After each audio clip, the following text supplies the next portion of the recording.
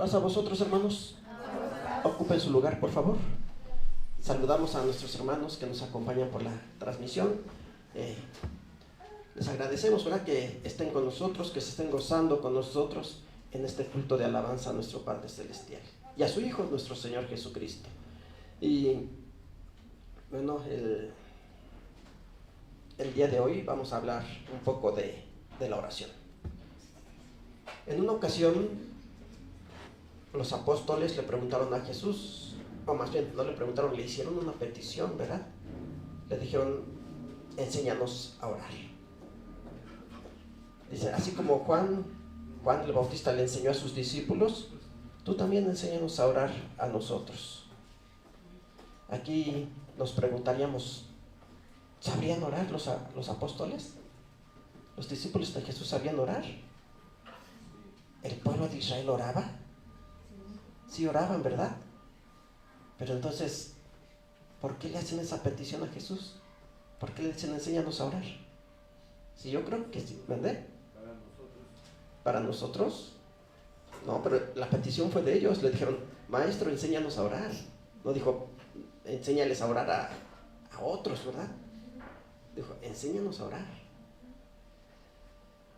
Pues sí, los apóstoles yo creo que sí oraban. Sí, en la Biblia encontramos que los fariseos oraban, pero aunque lo hacían de manera incorrecta, ¿verdad? Porque Jesús los reprendía y les decía, ustedes lo hacen únicamente para quedar bien delante de la gente. Pero los discípulos serían igual. Yo creo que pensaban que no eran escuchados. Pensaban que no eran escuchados. Pues yo creo que sí sabían orar, oraban, pero esa petición la hacen porque de cierta manera querían estar seguros. Decir, bueno, ¿y cuál es la manera correcta? Ellos pensaban y decían, es que ha de haber una manera correcta, una manera mejor a lo que hacemos nosotros. Y es que si habrá una manera correcta para orar, pues también el apóstol Santiago escribió, ¿verdad? Ustedes piden y no reciben, ¿por qué? Porque piden mal. Y sí, ciertamente la oración, como se nos ha enseñado, es una plática que tenemos con Dios, una plática donde le vamos a expresar lo que sentimos, lo que necesitamos, nuestros sentimientos que tenemos, ¿verdad? ¿Qué es lo que queremos contarle a nuestro Padre Celestial? Y decíamos, y Jesús ahí sí les dejó un ejemplo, lo que actualmente conocemos como el Padre Nuestro, ¿verdad?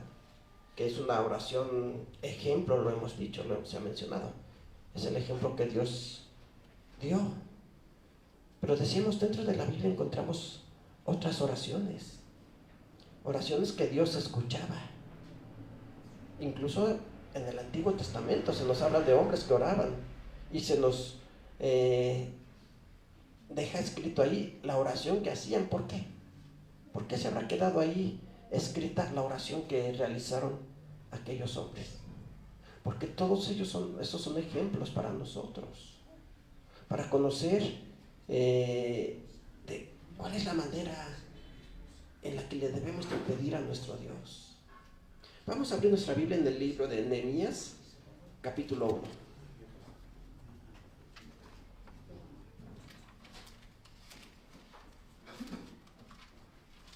Nehemías, capítulo 1,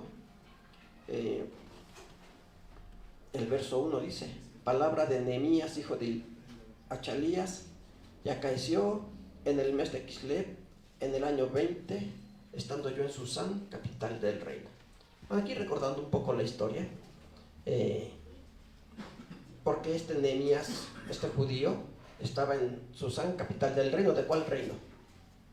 Bueno, la lectura que tuvimos hace un momento con nuestro hermano Antonio de Esther, pues ahí nos habla de el reino de Media y de Persia, ¿verdad? Y la capital, ¿cuál era?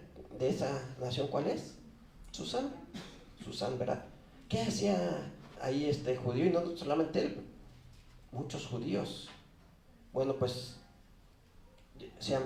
recordando la historia, Nabucodonosor, rey de Babilonia, invade Jerusalén, destruye el templo y se lleva cautivos a los judíos, a muchos de ellos, no a todos, ¿verdad?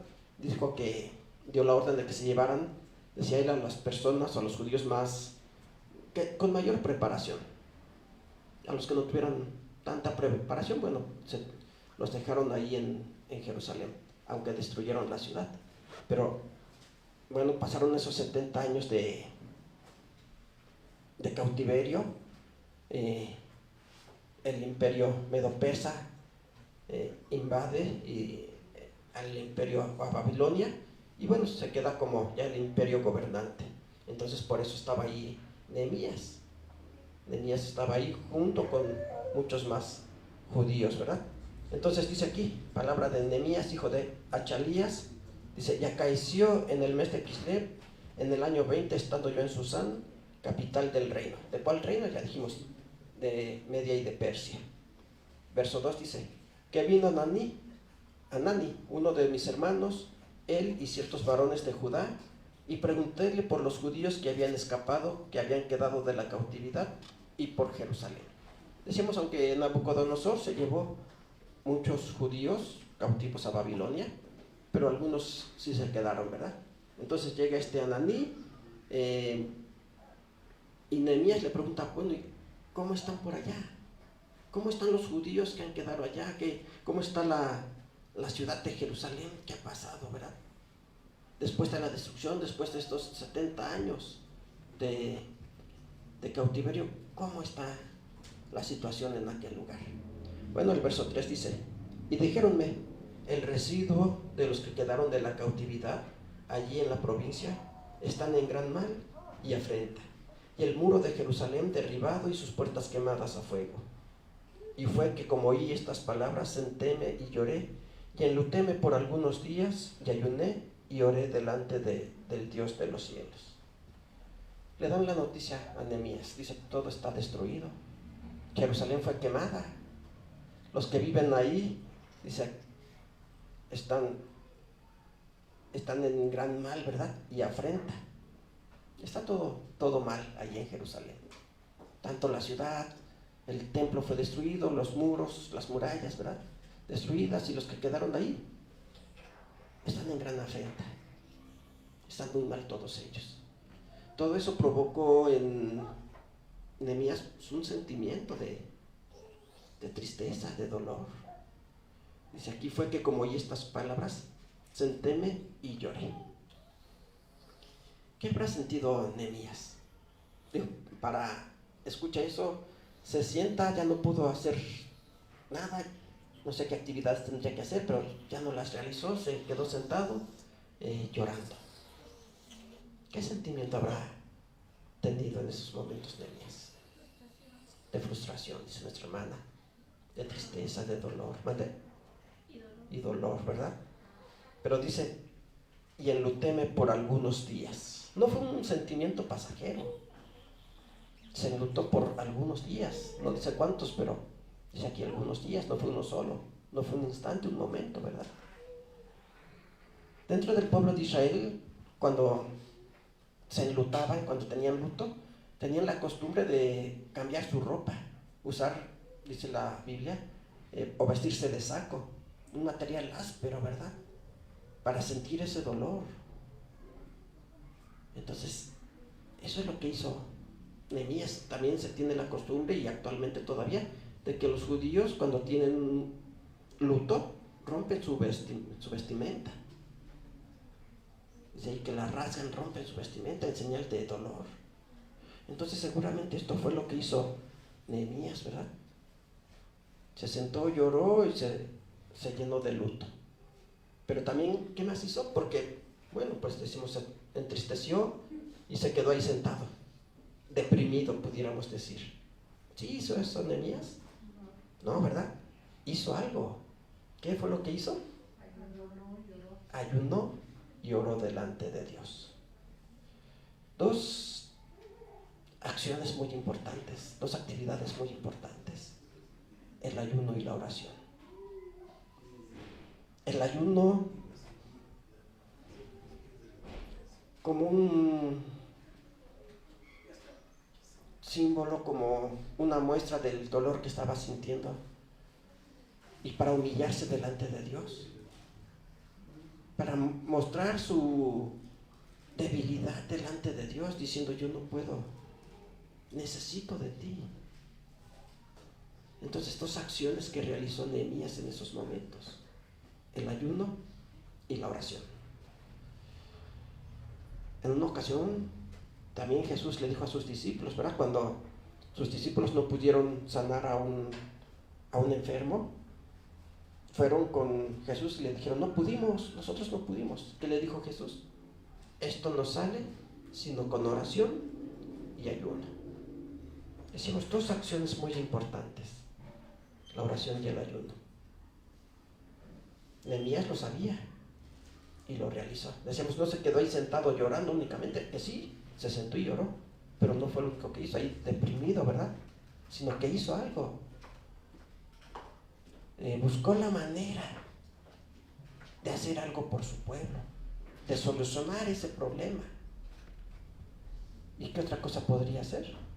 Yo creo que esto es lo que tenemos que hacer todos, ¿verdad? En nuestros momentos de problemas, de dificultades, de necesidad, de enfermedad, cuando podemos decir: ya no hay solución, cuando pensamos y decimos: ya no puedo más, no sé qué hacer, cuando nos damos cuenta de nuestra debilidad, de nuestras carencias, de nuestras limitaciones, y decimos: ¿qué más puedo hacer? Pues Nehemías nos está dando aquí el ejemplo: ayuno y oración. ¿Qué fue lo que le pidió a Dios? Dice: ayuné y oré delante del Dios de los cielos, y dije: ruégote, oh Jehová, Dios de los cielos, fuerte, grande y terrible, que guarde el pacto y la misericordia a los que le aman y guardan sus mandamientos. Esté ahora atento tu oído y tus ojos abiertos para oír la oración de tu siervo, que yo hago ahora delante de ti día y noche, por los hijos de Israel tus siervos, y confieso los pecados de los hijos de Israel que hemos cometido contra ti. Sí, yo y la casa de mi padre hemos pecado. En extremo nos hemos corrompido contra ti y no hemos guardado los mandamientos y estatutos y juicios que mandaste a Moisés tu siervo. Acuérdate ahora de la palabra que ordenaste a Moisés tu siervo, diciendo: vosotros prevaricasteis y yo os esparciré por los pueblos. Mas os volveréis a mí y guardaréis mis mandamientos y los pondréis por obra. Si fuere vuestro lanzamiento hasta el cabo de los cielos, de allí os juntaré y traerlos al lugar que escogí para hacer habitar allí mi nombre. Ellos pues son tus siervos y tu pueblo, los cuales redimiste con tu gran fortaleza y con tu mano fuerte. Ruégote, oh Jehová, esté ahora atento tu oído a la oración de tu siervo y a la oración de tus siervos, quienes desean temer tu nombre. Y ahora concede hoy próspero suceso a tu siervo y dale gracia delante de aquel varón, porque yo servía de copero al rey. Decíamos, dentro de la Biblia encontramos oraciones. Nehemías seguramente no fue la única ocasión en la que oró.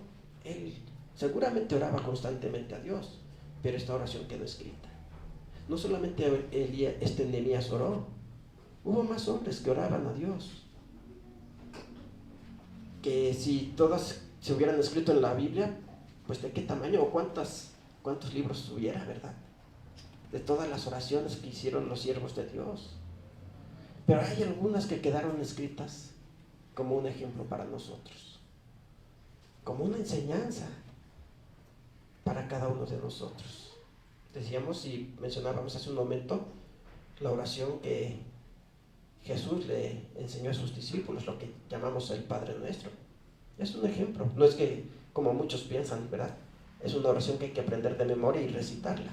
No, esos son rezos que mismo Jesús decía que esos rezos no llegan a su Dios, a nuestro Dios, ¿verdad? pero sí son ejemplos que encontramos en la Biblia. Y aquí está esta oración. Decíamos, Nehemías, después de escuchar cómo estaba su pueblo, se llenó de dolor, de tristeza.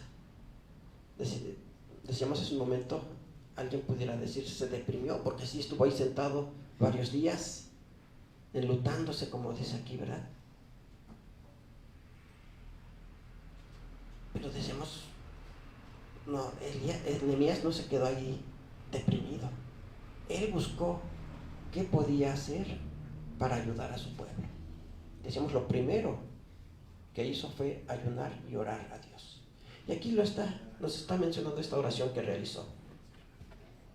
Ruégote, oh Jehová, Dios de los cielos, fuerte, grande y terrible, que guarda el pacto y la misericordia a los que le aman y guardan sus mandamientos.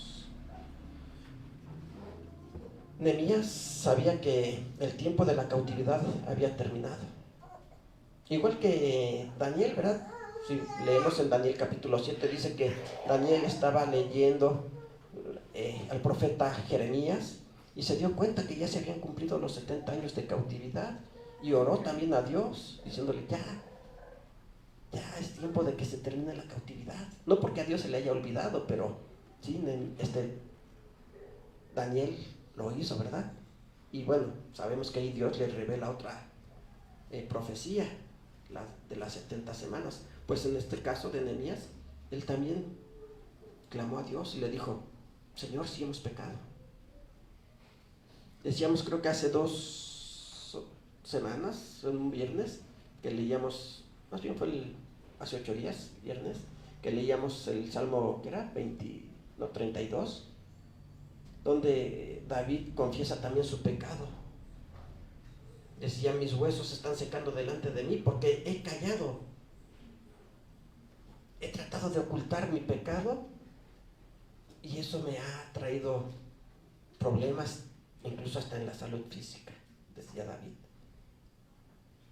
Y ahí comentábamos que lo que tenemos que hacer es no ocultar nuestros errores, ¿verdad? Sino confesarlos delante de Dios. ¿Para qué?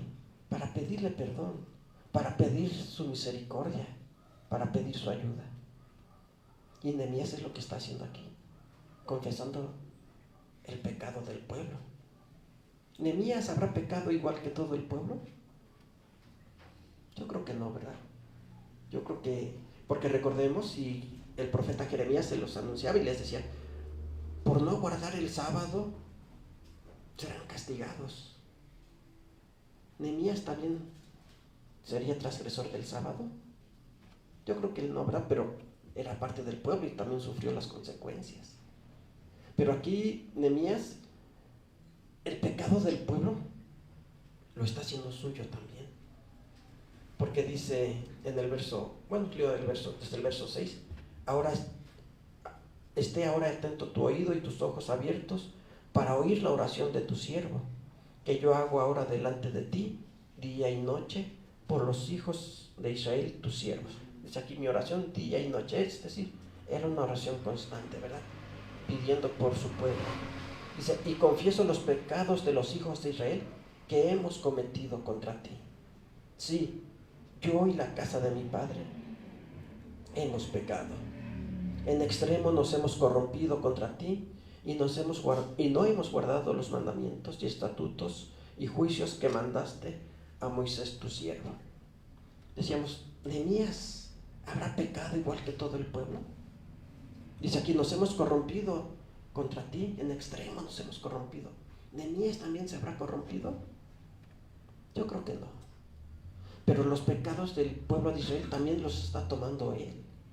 No está diciendo, bueno, es que fueron ellos, yo no tengo culpa, porque también estoy aquí.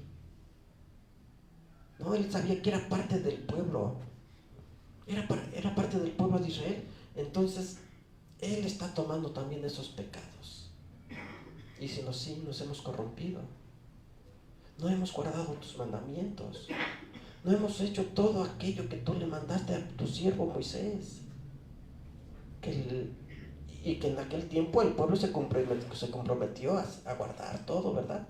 Le dijeron a Moisés, sube tú, nosotros ya nos queremos escuchar la voz de Dios, sube tú y todo lo que Él te diga, tú nos lo dices y nosotros lo haremos. Se comprometieron y lo cumplieron. No, ¿verdad? No lo cumplieron. Y podemos decir, esa fue la historia de Israel. Lo leemos en el Antiguo Testamento y constantemente se alejaban de Dios. Se arrepentían y Dios los perdonaba, pero nuevamente, pasando un tiempo, se volvían a corromper. Y decíamos, Nehemías no está diciendo, es que son ellos, yo no tengo la culpa. Yo no hice nada de lo que hicieron ellos. No, ¿verdad? Dice, yo soy parte del pueblo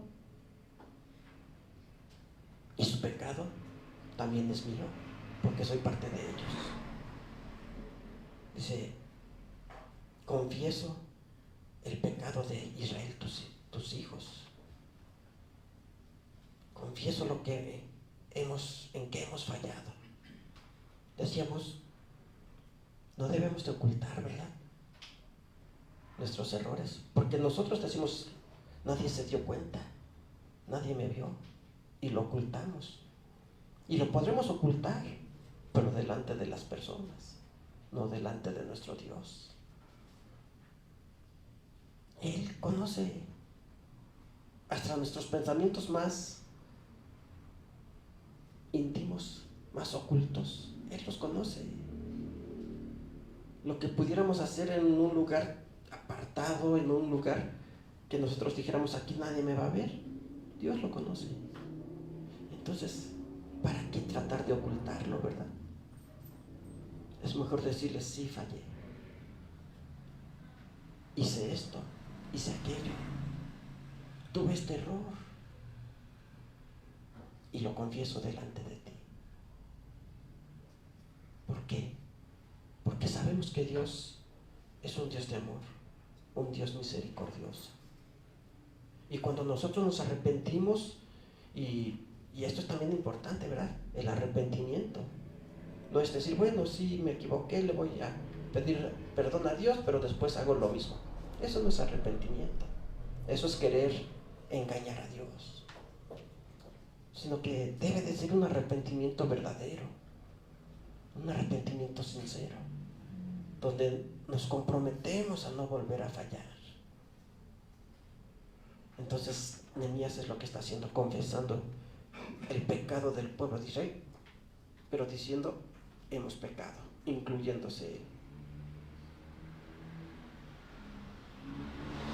Acuérdate ahora, dice el verso 8, acuérdate ahora de la palabra que ordenaste a Moisés tu siervo, diciendo, vosotros prevaricaréis y yo os esparciré por los pueblos. Dios ya se los había advertido, van a pecar, se van a alejar y van a ser castigados, porque en el libro de Deuteronomio se los dice, si guardan mis mandamientos, mis estatutos, mis leyes, mis ordenanzas, van a llegar a la tierra que les prometí y la van a habitar con toda tranquilidad.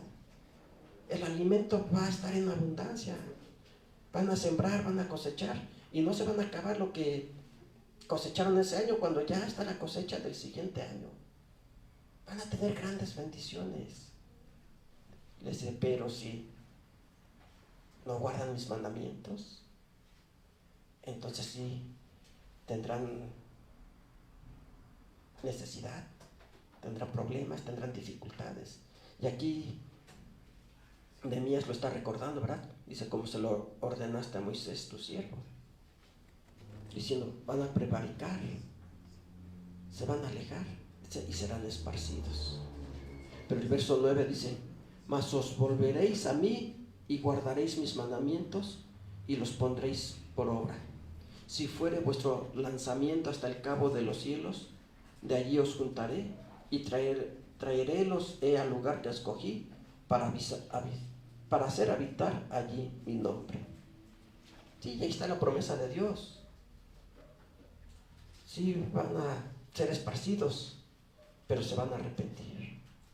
Se van a arrepentir y dice, yo los perdonaré. Tendré misericordia de ustedes. Y así, y aunque hayan sido llevados al lugar más lejano de la tierra, desde ahí los haré regresar. Los traeré nuevamente. ¿Por qué? Porque Dios tenía un pacto, tiene un pacto con su pueblo. Y no porque el pueblo de Israel rompa ese pacto quiere decir que Dios también lo va a romper, ¿verdad? Dios no va a faltar a su pacto, pero sí los va a hacer pagar. Y aquí se los está, o más bien Nehemías le está, como pudiéramos decir, recordando. Bueno, es que no podemos ir recordando porque a Dios no se le olvida, ¿verdad? Pero sí, ¿cómo pudiéramos decir? Está apelando a ese pacto, a esa promesa que Dios tenía con su pueblo, ¿verdad?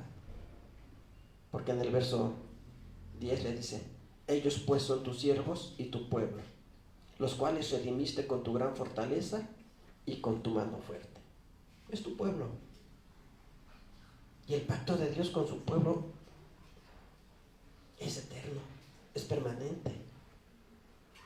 Entonces, esta es la oración que Nehemías está haciendo a Dios, ¿verdad?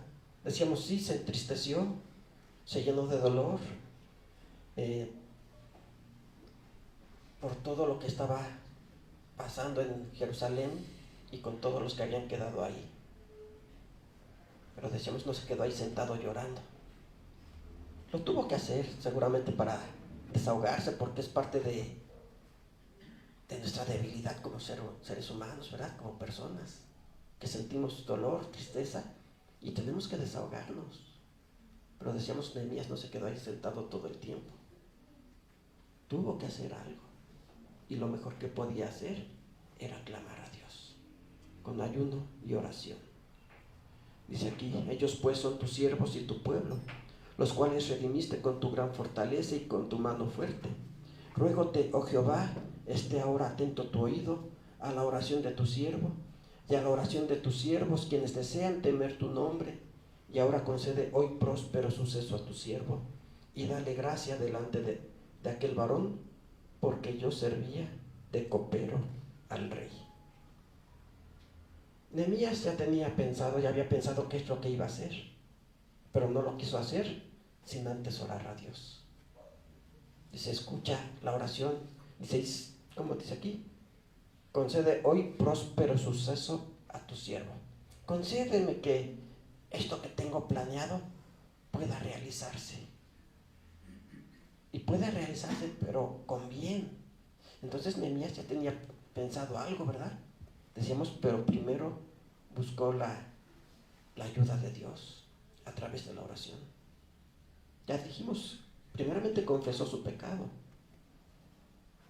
Habló con Dios, le contó todo lo que había fallado, que decíamos Dios lo sabía, pero era necesario que lo hiciera de esa manera. Y después le dice, ahora concédeme ser próspero en esto que voy a realizar, en esto que voy a hacer para poder ayudar a mi pueblo, a Israel. Y concluye diciendo, porque yo servía de copero al rey. Nehemías estaba en una buena posición, era copero del rey, entonces él estaba bien. Él pudo haber pensado, bueno, es que sí están mal allá, pero yo aquí lo tengo todo. ¿Para qué me meto en problemas? ¿Para qué hago algo? Si gracias a Dios aquí me va bien a mí, ¿verdad? No, él aprovechó el lugar que tenía, aprovechó el puesto que tenía delante del rey, era copero. ¿Por qué los reyes tenían coperos? ¿Y quiénes eran elegidos como coperos? Personas de confianza, tenía que ser alguien de confianza. ¿Por qué? Porque si recordamos muchas de las veces, cuando alguien quería hacerle daño al rey, podía aprovechar esa situación y envenenarlo. Entonces quien tenía que presentar la copa, darle la copa al rey, tenía que ser alguien de confianza. Y Nehemías cumplía con todas esas características, ¿verdad? Era alguien importante dentro del reino, alguien de confianza para el rey. Y él lo aprovechó esa posición que tenía, ¿verdad? En el verso, vamos a ver el capítulo 2, Seguimos la lectura en el capítulo 2. Dice: y fue en el mes de Nisán, en el año 20 del rey Artajerjes, que estando ya el vino delante de él, tomé el vino y dilo al rey. Y como yo no había estado antes triste en su presencia, díjome el rey: ¿por qué está triste tu rostro? Pues no estás enfermo. No es esto sino quebranto de corazón. Entonces temí en gran manera y dije al rey: el rey viva para siempre. ¿Cómo no estará triste mi rostro cuando la ciudad, casa de los sepulcros de mis padres, está desierta y sus puertas consumidas del fuego? Y díjome el rey: ¿qué cosa pides? Entonces oré al Dios de los cielos y dije al rey: si al rey place, si agrada tu siervo delante de ti, que me envíes a Judá, a la ciudad de los sepulcros de mi padre, y la reedificaré.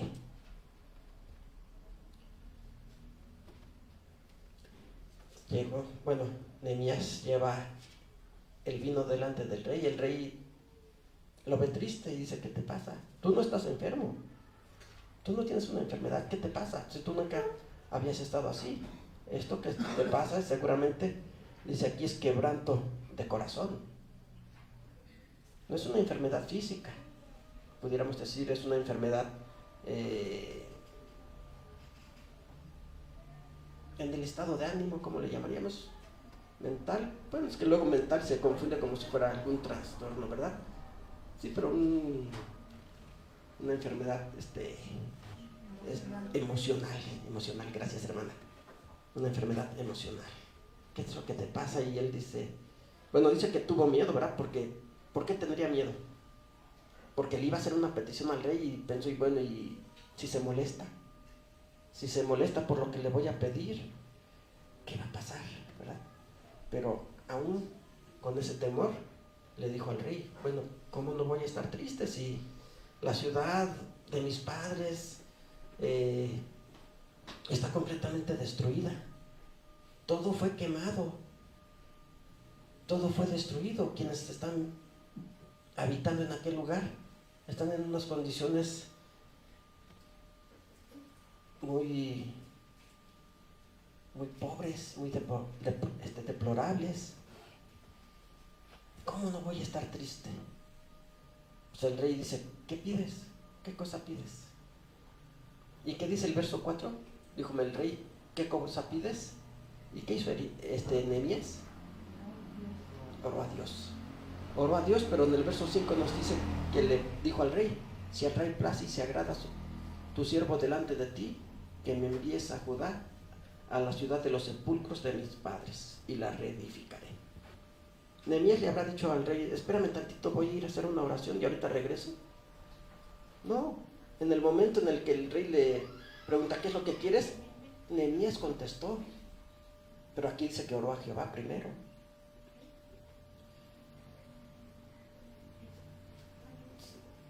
Muchas de las veces hay ocasiones en las que nuestras oraciones son breves.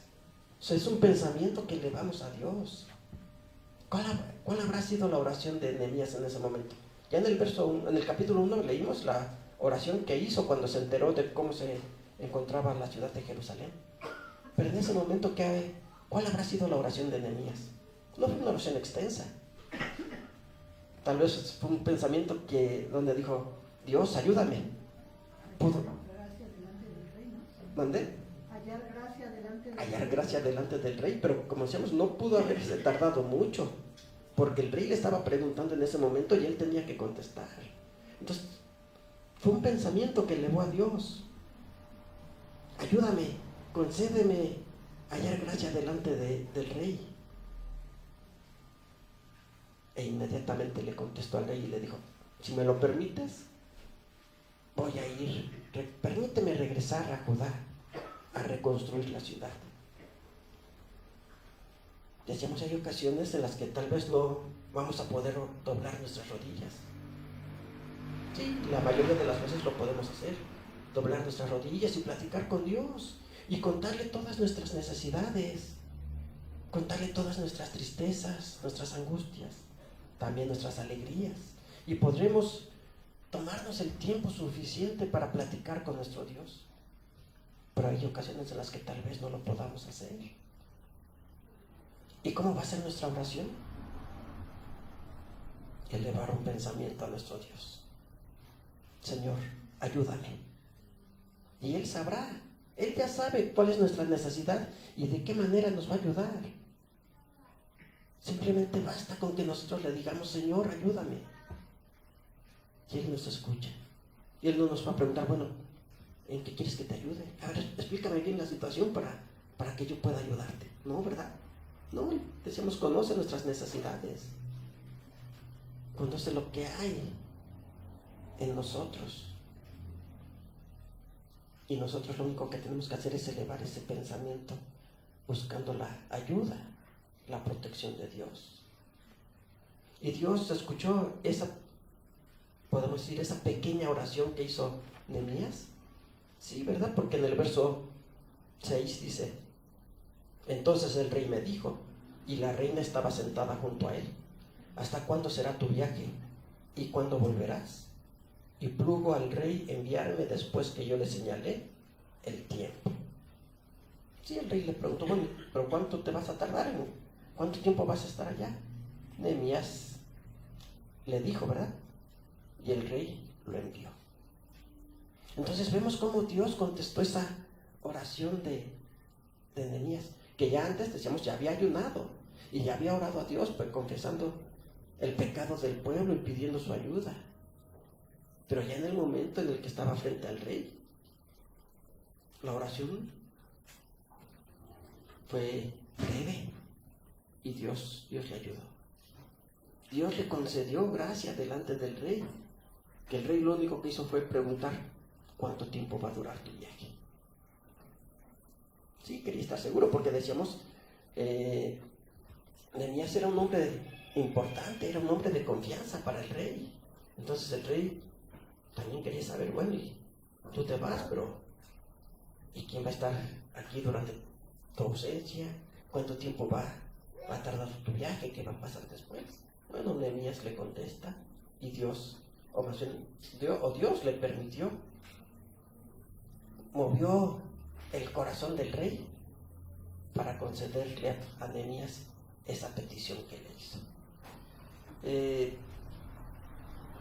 En el verso 8 dice, estamos aquí en el capítulo 2, dice, bueno, en el verso 7 sigue la petición de Nehemías, ¿verdad? Además dije al rey, ya con más confianza, porque dice que cuando el rey le preguntó que qué le pasaba, tuvo miedo, tuvo temor, oró a Dios y le contestó. Y yo creo que ya eso le dio confianza, ¿verdad? Porque en el verso 7 sigue haciendo peticiones, dice, además dije al rey, si al rey place, dénseme cartas para los gobernadores de la otra parte del río, que me franqueen el paso hasta que llegue a Judá, y carta para Asaf, guarda del bosque del rey, a fin que me dé madera para enmaderar los portales del palacio de la casa, y para el muro de la ciudad, y la casa donde entraré, y otorgómelo el rey según la benéfica mano de Jehová sobre mí. Decimos, ya con más confianza, estuvo haciendo peticiones. Bueno, pues ya que me concediste ir, bueno, pues también dame una carta para llegar con los gobernadores de aquel lugar, porque seguramente no nos van a dejar reconstruir, pero también para que el guardia del bosque del rey, que me dé madera. Eso nos da a entender que entonces no todos podían llegar y cortar árboles para usar la madera, ¿verdad? Tenía que ser autorizado por el rey, porque tenía su guardia ahí. Decíamos, esa es la confianza que le dio Dios, ¿verdad? Porque al final dice, y otorgómelo el rey según la benéfica mano de Jehová sobre mí. Nehemías reconoció que todo eso provenía de Dios. No dijo, soy de tanta confianza para el rey que miren todo lo que me concedió. Qué importante soy para el rey. Le caigo muy bien al rey, por eso me concedió todo esto, ¿verdad? No, él no dijo eso, dijo, es la benéfica mano de Dios sobre mí.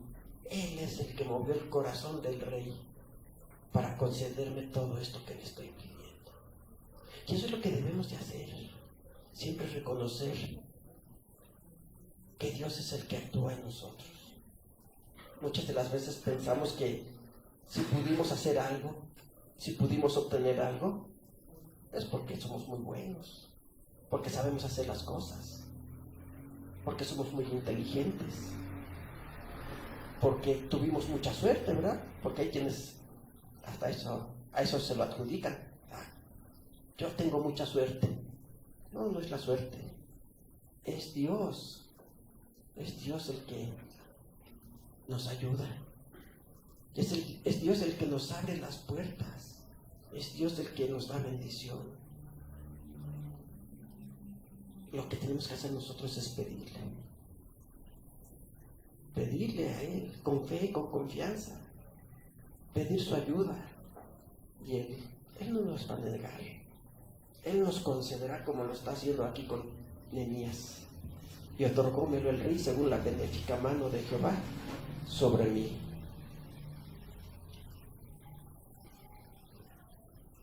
Decíamos,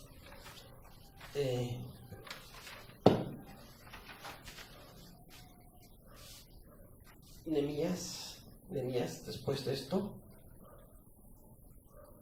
pues siguió realizando su labor, ¿verdad? De reedificar el templo, los muros, pero también todo Jerusalén. Y seguramente lo que Nehemías buscaba era la alabanza de Dios, alabar a Dios. Para eso también quería reedificar el templo, sabiendo que ahí era donde se ofrecían los sacrificios, las ofrendas, los holocaustos. Porque él reconoció que todo provenía de Dios. Decimos, si nosotros hemos reconocido, nos hemos dado cuenta que todo viene de Dios, ¿qué es lo que tenemos que hacer? Agradecerle, ¿verdad? Alabar a nuestro Dios por todas las bendiciones que nos da, por todo lo que hace en nosotros. Y Nehemías, yo creo que estaba lleno de gratitud por todo lo que Dios le concedió. Decíamos, él tenía un lugar privilegiado en el palacio del rey, era un hombre de confianza. Pues también dejó eso para ir a Jerusalén. Ya había escuchado en qué condición se encontraba, pero aún así él quiso ir para ayudar, para trabajar. Porque sabía que esa era la ciudad que Dios había elegido, como se lo dijo al pueblo. No en todo lugar ofrecerán sacrificio, sino en el lugar que yo escogiere. Y Nehemías sabía que el lugar que Dios escogió era Jerusalén.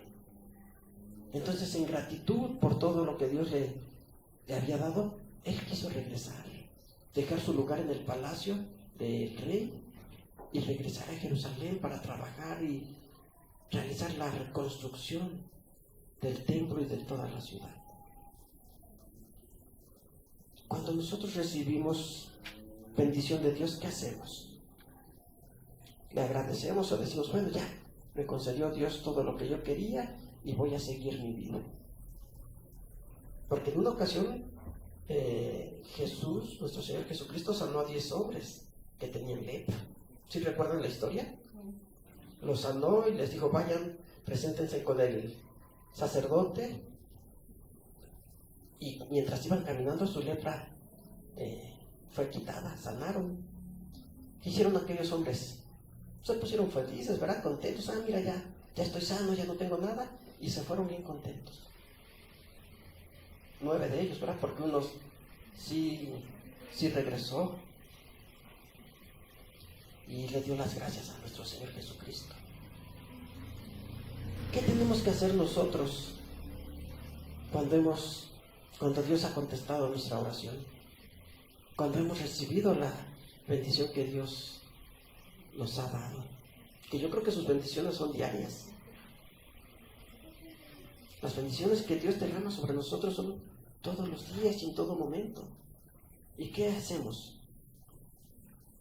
¿Vivir nuestra vida felices diciendo, qué bueno que Dios ya me bendijo y sigo viviendo mi vida contento? ¿O le agradecemos a Dios? ¿Qué es lo que hacemos cada uno de nosotros, verdad?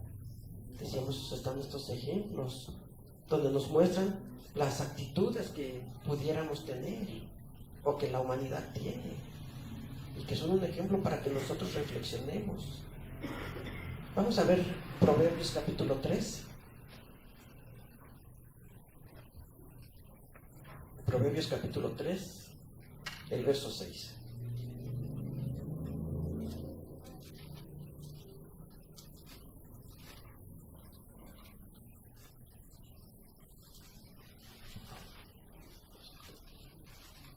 El libro de Proverbios, en el capítulo 3, el verso 6 dice, verso 5, fíate de Jehová de todo tu corazón y no estribes en tu prudencia.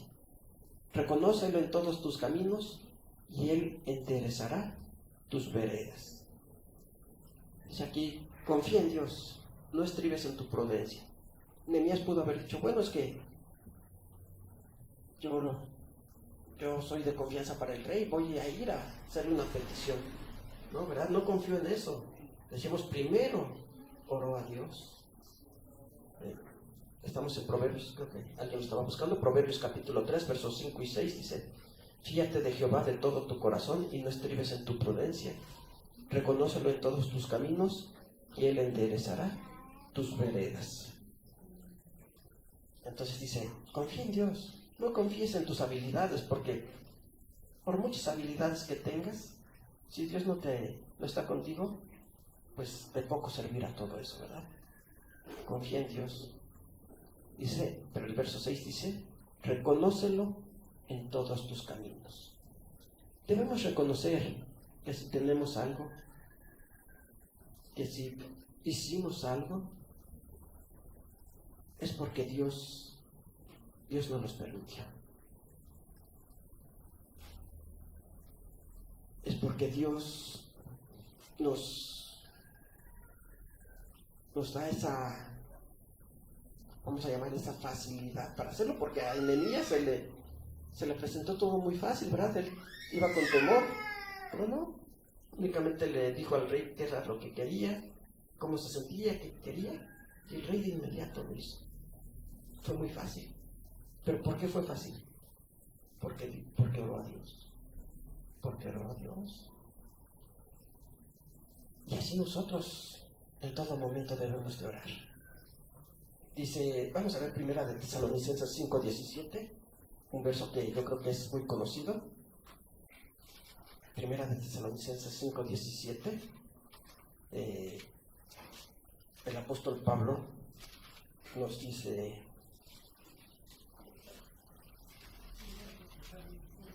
primera carta del apóstol Pablo a los Tesalonicenses, capítulo 5, el verso 17, es un verso muy pequeño, de los versos más pequeños que hay en la Biblia, ¿verdad? ¿Cómo dice? Orad sin cesar. ¿Qué quiere decir orad sin cesar? Siempre, en todo momento. Decíamos, pero podemos pensar, es que luego no tengo tiempo para doblar mi rodilla. No tengo tiempo, o voy en el camino y no puedo detenerme a hacer una oración. Entonces, ¿por qué Pablo dice orad sin cesar? En todo momento. Bueno, pues ya vimos que sí se puede, ¿verdad? Nehemías nos mostró que sí se puede. Cuando el rey le dijo, ¿qué es lo que quieres? Él no le dijo al rey, espérame, ahorita vengo, voy a orar. No, en ese momento él contestó, pero lo primero que hizo fue elevar su pensamiento a Dios. Señor, ayúdame. A eso se refiere el apóstol Pablo cuando dice orad sin cesar. En todo momento, en toda situación, eleva tu pensamiento a Dios. Sí, también es necesario que doblemos nuestras rodillas y que le platiquemos a Dios todas nuestras necesidades, todo lo que sentimos. Pero decimos, también podemos elevar un pensamiento a nuestro Padre Celestial y Él nos escuche. Y Él nos ayuda. Él nos contestará y nos guiará. Leíamos ahí en Proverbios, ¿verdad? Reconoce a Jehová en todos tus caminos y Él te guiará en el camino, ¿verdad? O como decía, Él te enderezará tus veredas. Entonces, hermanos, la oración debe de ser constante. Y decíamos, allá en el capítulo 1 de Nehemías tenemos un ejemplo de cómo se va desarrollando la oración, ¿verdad? Lo que le platicamos a nuestro Dios, lo que le contamos, pero también hay momentos en los que bastará únicamente un pensamiento para poder hacerle nuestra petición a Dios y Él nos escuchará. Que Dios los bendiga, hermanos. Vamos a recibir nuevamente a nuestro hermano Antonio Nájera para concluir con este culto. Pasa a vosotros.